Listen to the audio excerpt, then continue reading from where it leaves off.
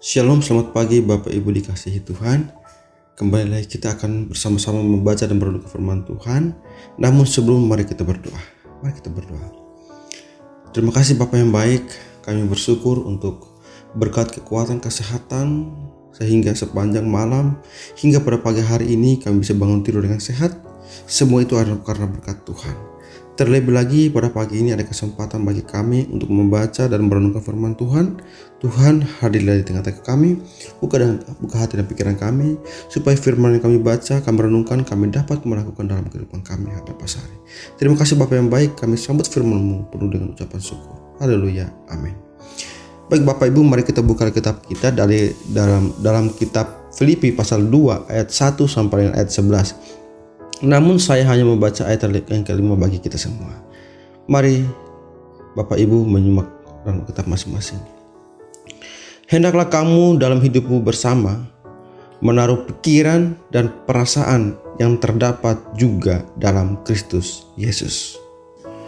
Saya akan memberikan tema untuk teks ini, renungan ini, yaitu belajar merendahkan diri. Dalam pasal ini Paulus melanjutkan pembahasannya yang terhenti di pasal sebelumnya dengan nasihat lebih jauh mengenai kewajiban-kewajiban Kristen. Paulus banyak menekankan supaya mereka sehati, sepikir, dan rendah hati dengan menirukan teladan Tuhan Yesus yang merupakan teladan agung dalam hal kerendahan hati dan kasih. Di sini kita dapat amati ada beberapa poin yang kita berenungkan, yaitu ada 2 poin.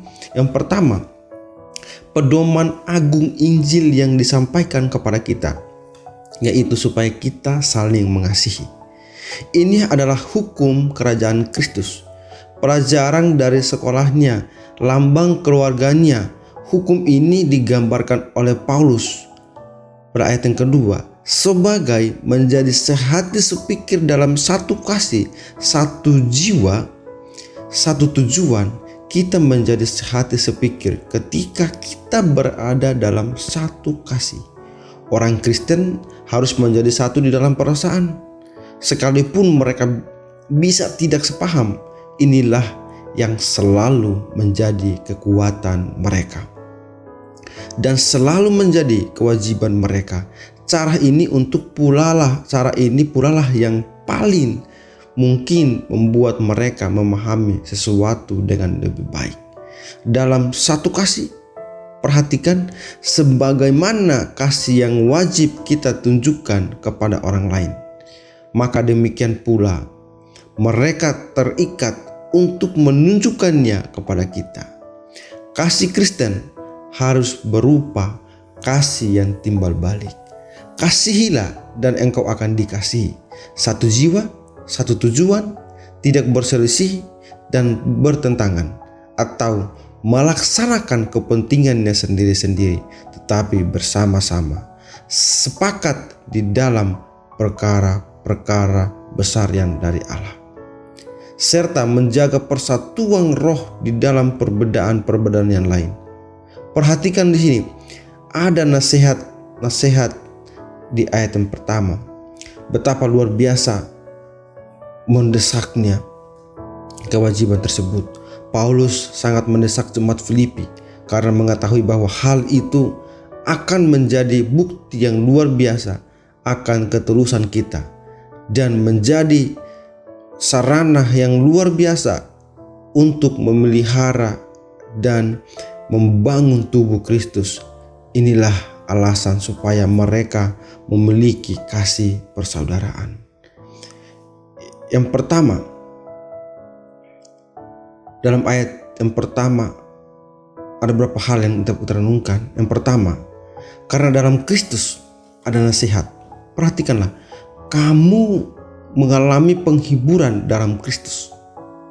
Tunjukkanlah pengalaman itu dengan saling mengasihi. Keindahan yang kita dapati di dalam ajaran Kristus haruslah memperindah roh kita. Apakah kita mengharapkan penghiburan di dalam Kristus? Jika kita tidak mau kecewa, maka kita harus saling mengasihi. Jika kita tidak memperoleh penghiburan dalam Kristus, di mana lagi kita bisa mengharapkannya? Barang siapa memiliki bagian di dalam Kristus, ia juga memiliki penghiburan di dalam Dia, yaitu penghiburan atau dorongan yang kuat dan abadi. Karena itulah mereka harus saling mengasihi. Yang kedua, penghiburan kasih.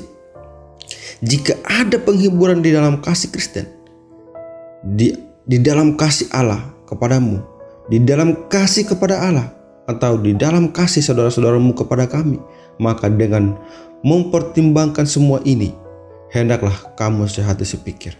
Apabila kamu sudah menemukan penghiburan itu, jika kamu mau mencarinya, jika kamu sungguh percaya bahwa anugerah kasih Allah, anugerah yang menghibur, maka berlimpah-limpahlah dengan penghiburan itu. Yang ketiga, persekutuan roh. Jika memang ada persekutuan dengan Allah dan Kristus melalui roh, persekutuan orang-orang kudus karena dihidupkan dan digerakkan oleh satu roh yang sama, maka hendaklah kamu sehati sepikir. Sebab kasih Kristen dan sikap sehati sepikir akan memelihara persekutuan kita dengan Allah dan dengan sesama. Yang keempat, ada kasih mesra dan belas kasihan di dalam Allah dan Kristus kepadamu.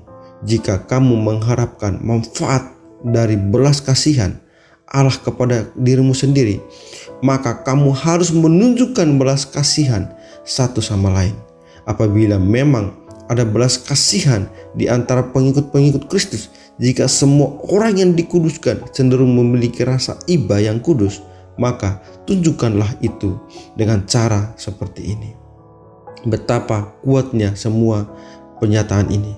Orang akan memandang bahwa semua ini cukup untuk menjinakkan hati yang paling buas, serta melembutkan hati yang paling keras. Poin yang kelima, alasan lain yang dinyatakan Paulus ialah bahwa hal itu akan menjadi penghiburan baginya.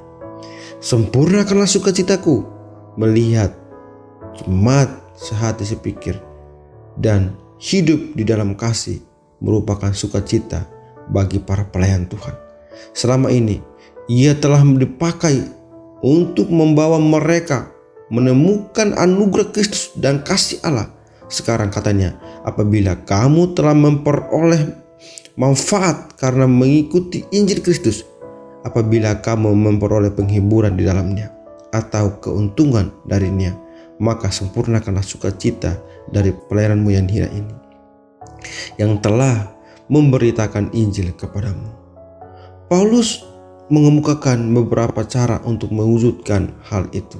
Yang pertama, jangan mencari kepentingan sendiri atau puji-pujian yang sia-sia. Tidak ada musuh yang lebih besar bagi kasih Kristen selain kesombongan dan nafsu. Jika kita melakukan segala sesuatu dengan menentang saudara-saudara kita, maka ini sama dengan melakukannya sambil mencari kepentingan sendiri. Apabila kita melakukannya sambil pamer, maka ini berarti melakukannya sambil mencari puji-pujian yang sia-sia. Kedua hal ini merusak kasih Kristen dan menyerahkan ketenangan yang tidak Kristiani.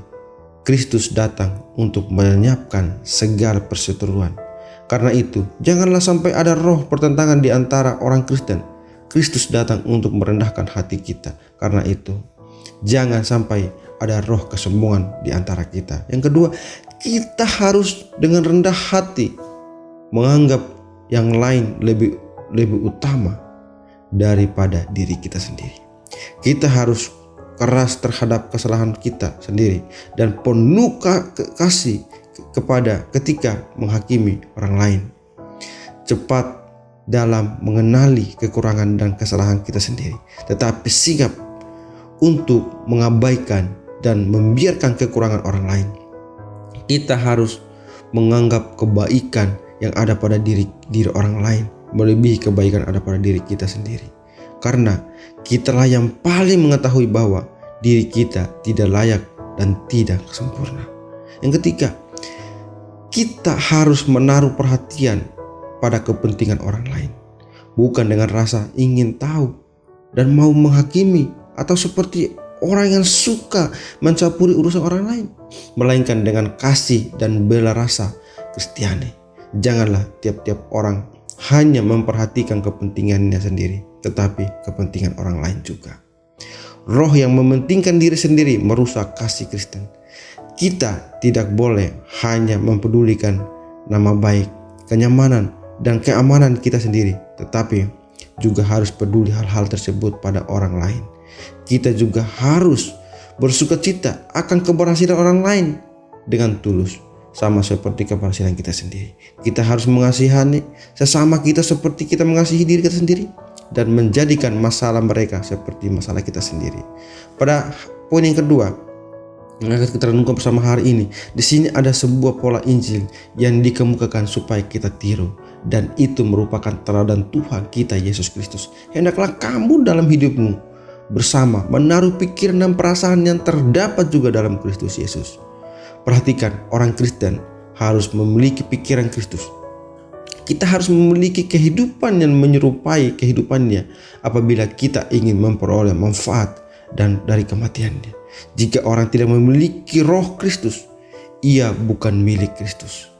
Nah, seperti apakah pikiran Kristus itu? Dia luar biasa rendah hati. Dan inilah yang khususnya harus kita pelajari dari dia. Belajarlah padaku, karena aku lemah lembut dan rendah hati. Apabila kita rendah hati, tentulah kita menjadi sehati sepikir.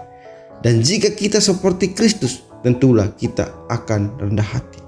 Kita harus melangkah di dalam roh yang sama dan di dalam jejak yang sama dengan Tuhan Yesus yang merendahkan diri sampai menderita dan mati bagi kita, bukan hanya untuk memuaskan keadilan Allah dan membayar harga untuk membebaskan kita, melainkan juga untuk memberi teladan bagi kita supaya kita dapat mengikuti jejaknya. Bapak Ibu dikasihi Tuhan, sangat jelas firman Tuhan hari ini mengajarkan bagi kita. Marilah kita belajar dari teladan-teladan yang Tuhan Yesus berikan. Mari kita belajar dari hal-hal yang Tuhan mengajarkan bagi kita, supaya kita bisa memiliki pikiran yang sama, memiliki pikiran, memiliki perasaan yang sama dalam melayani Tuhan. Kita dipanggil, dipilih untuk menjadi pelayan Tuhan dimanapun kita berada. Kita diberi tanggung jawab untuk menjadi saksi Kristus. Tugas kita untuk membawa orang bagi Tuhan melalui sikap hidup kita, melalui tindakan kehidupan kita setiap harinya. Oleh sebab itu, marilah kita menjadi teladan yang baik. Belajarlah dari Yesus. Dia sudah memberikan teladan yang sangat luar biasa. Marilah kita belajar merendahkan diri di hadapan Tuhan. Belajar merendahkan diri dalam pelayanan kita. Dan apapun tugas dan jawab yang diberikan bagi kita, marilah kita bekerjakan itu untuk kemuliaan bagi nama Tuhan. Dan segala sesuatu yang kita kerjakan bukan untuk puji-pujian bagi diri kita, melainkan untuk menyenangkan hati Tuhan. Itulah yang perlu kita lakukan dalam kehidupan kita. Biarlah firman Tuhan hari ini memberkati kita dan untuk mengawali seluruh hidup kita pada hari ini. Mari kita berdoa. Terima kasih Bapa yang baik. Kami bersyukur untuk firman Tuhan yang sangat luar biasa yang Tuhan berikan bagi kami pada pagi hari ini. Dan pada saat ini juga kami akan melanjutkan seluruh kegiatan kami. Berkat serta dilindungi kami. Dan segala sesuatu yang kami lakukan sepanjang hari ini, biarlah untuk menyenangkan hati Tuhan. Terima kasih Bapa yang baik untuk firman Tuhan sangat luar biasa. Biarlah firman Tuhan tetap tinggal dalam hati kami dan kami lakukan itu dalam kehidupan kami hari lepas hari. Dalam nama Yesus Tuhan kami berdoa dan bersyukur. Haleluya. Amin.